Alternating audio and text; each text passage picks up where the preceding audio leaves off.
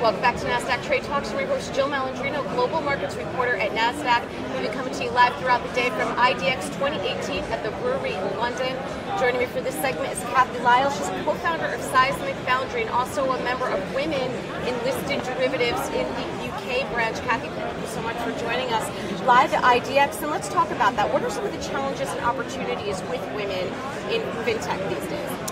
It's a good question, Jill. Thanks for asking it. So I think in London, we've got some good statistics around successful women in FinTech particularly, and less than 17% of FinTech founders in the UK and Europe are women.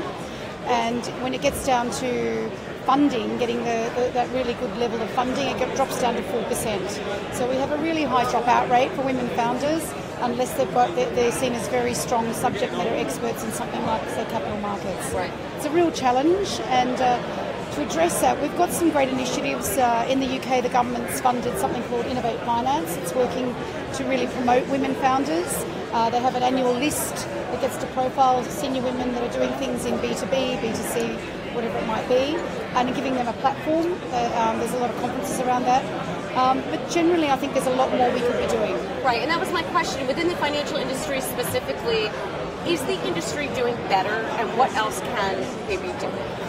I think we could be doing a lot better. Right. There's certainly more openness to female founders, to seeing senior women coming through. Diversity and inclusion's been a very hot topic here in Europe.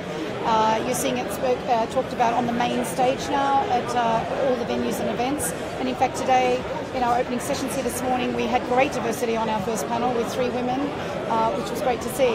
But I think when it gets down to the real brass tacks, so the P&L, right, which is what drives most of our businesses, we tend to see a lot less diversity in founders, and in FinTech it's mostly men, mostly Anglo, around their 40s and 50s, exiting large financial institutions, being able to access their networks and get that funding. So a more grassroots attack needs to be made on how to bring people through with this. What areas of FinTech do you see women gravitating to?